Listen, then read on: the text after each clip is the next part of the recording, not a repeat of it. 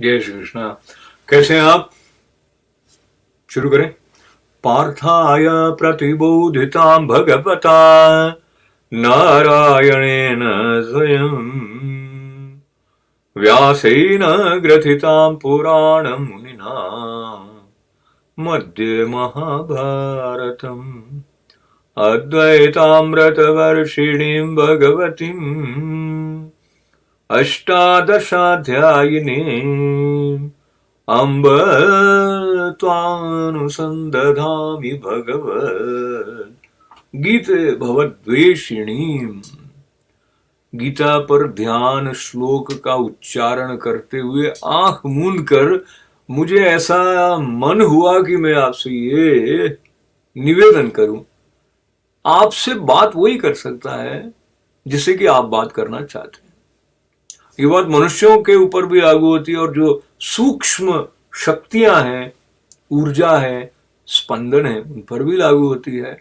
और जब हम मंत्रों का उच्चारण करते हैं, शास्त्रों का अनुसरण करते हैं, तो हम अपने आप को प्रस्तुत कर देते हैं जो उत्कृष्ट ऊर्जा के केंद्र हैं उनके साथ संवाद करने के लिए।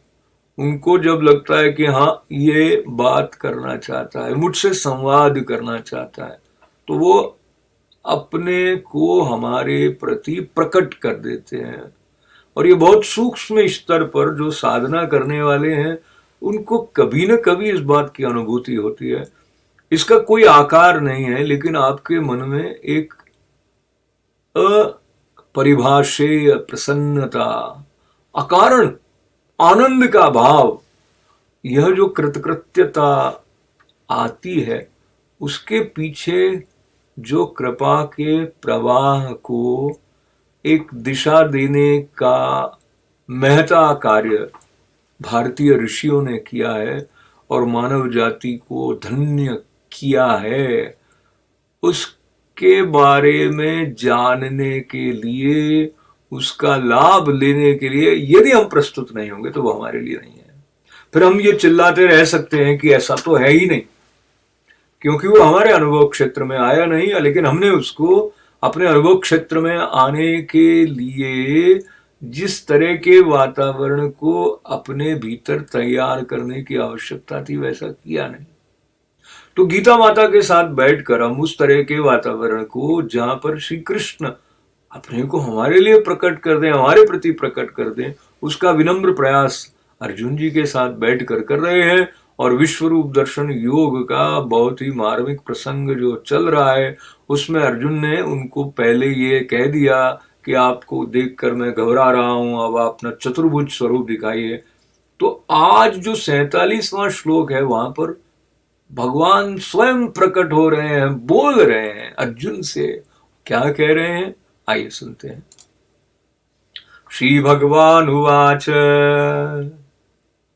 मया प्रसन्नेन तवार्जुनेदं रूपं परं दर्शितमात्मयोगात् तेजोमयं विश्वमनन्तमाद्यं यन्मे त्वदन्येन द्रष्टपूर्वं यन्मे त्वदन्येन न द्रष्टपूर्वं। तो भगवान बोल रहे हैं इसका अपने विश्वरूप की प्रशंसा करते हुए। प्रार्थना जब उन्होंने अर्जुन की सुनी है तो बता रहे हैं कि भाई तुझे मिला क्या है, उसके बारे में कुछ संकेत यहाँ है। हे अर्जुन, अनुग्रह पूर्वक मैंने अपनी योग शक्ति के प्रभाव से ये मेरा परम तेजोमय सबका आदि और सीमा रहित विराट रूप तुझको दिखलाया है, जिसे तेरे अतिरिक्त दूसरे पहले किसी ने देखा नहीं था। तो अर्जुन ने जो विश्वरूप दर्शन किए उसकी कुछ झलक उन्होंने हम तक पहुंचाई।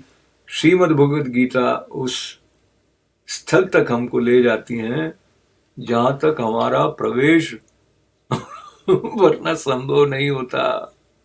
तो गीता माता के प्रति आभार व्यक्त करते हुए 48वां श्लोक, जिसमें भगवान आगे अपनी इस बात को बता रहे हैं, न वेद यज्ञाद्ययर्निर्न दानेर्न च क्रियाभिर्न तपोभिरुग्रैः न वेद यज्ञाद्ययनेर्न दानेर्न च क्रियाभिर्न तपोभिरुग्रैः एवं रूप शक्य अहं नृलोके दृष्टुम त्वदन्येन कुरु प्रवीर। तो अब वो बता रहे हैं कि भाई क्या मिला है आपको अर्जुन जी, ऐसा बता रहे हैं कि हे अर्जुन, कुरु प्रवीर कह रहे हैं उनको। मनुष्य लोक में इस प्रकार विश्व रूप वाला मैं न वेद और यज्ञों के द्वारा, न दान से, न क्रियाओं से और न उग्र तप से तेरे अतिरिक्त दूसरे के द्वारा देखा जा सकता हूं। तो अर्जुन जी की जो विशिष्टता है वो जब भगवान ने बताई है तो उन्होंने एक और सीक्रेट बात यहां पर सबके लिए उजागर कर दी है।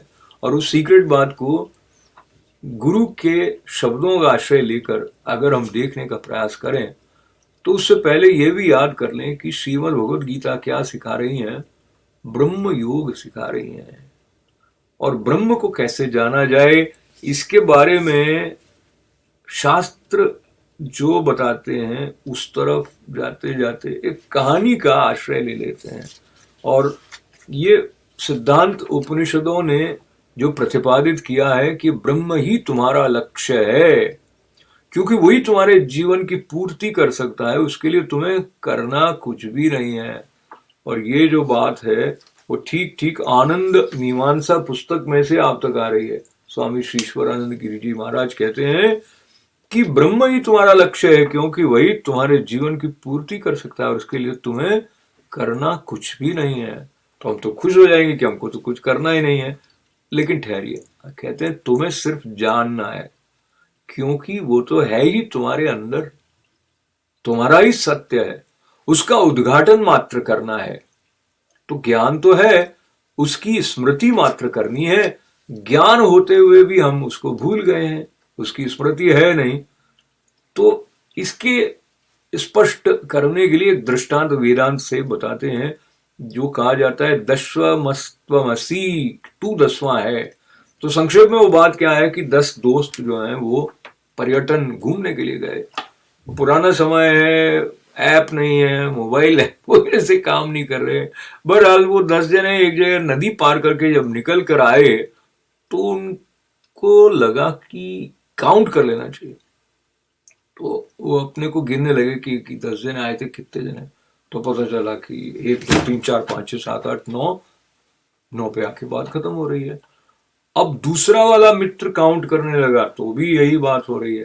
तो उधर से एक महात्मा जी जा रहे थे, तो उन्होंने अपनी ये समस्या कि हमारा एक मित्र खो गया है उनके सामने रखी।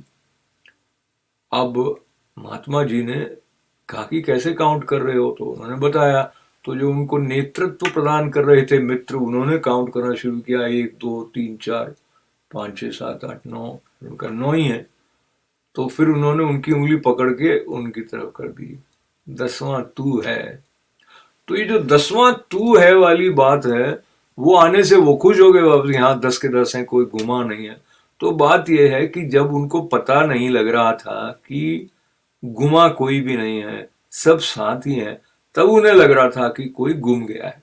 इसी प्रकार हमें जब अपनी पूर्णता के बारे में परिचय शास्त्र करवा देते हैं, गुरु कृपा से करवा देते हैं, तब हमें लगता है कि हमें किसी चीज की कमी नहीं है।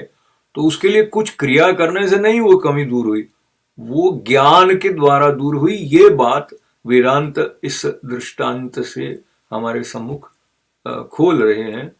पर क्रिया का अपना महत्व तो है, लेकिन क्रिया को लेकर ईश्वर तक पहुंचा नहीं जा सकता है। वो बाकी बातें ऐसी हैं। उस बात को पुनः जिन श्लोक की तरफ हम आज थे, तो 48वें श्लोक में उन्होंने यही बात कही है कि न क्रियाओं के द्वारा मैं जाना जा सकता हूं और न वेद के अध्ययन के द्वारा। वैसे वेदों की महिमा है, पर वेद के अध्ययन के द्वारा ये वाला जो स्वरूप है वो नहीं जाना जा सकता है, विश्व रूप दर्शन। इसमें उनके अनुग्रह की भी महत्व है, और इस बात को थोड़ा और गहराई से हम अपने अपने तौर पर समझेंगे। क्रिया महत्वपूर्ण है, पर क्रिया सब कुछ नहीं है। तो ज्ञान शक्ति, इच्छा शक्ति और क्रिया शक्ति के साथ में जो आपसी तालमेल होना चाहिए, उसके बारे में शास्त्र क्या दृष्टि देते हैं, उसको लेकर हम अपने जीवन का निर्माण करें, ऐसी प्रार्थना। और ये भी प्रार्थना कि सबका मंगल हो, सबका कल्याण हो। ओम पूर्णमदः पूर्णमिदं पूर्णात् पूर्णमुदच्यते पूर्णस्य पूर्णमादाय पूर्णमेवावशिष्यते। ओम शांति शांति शांति। जय श्री कृष्ण।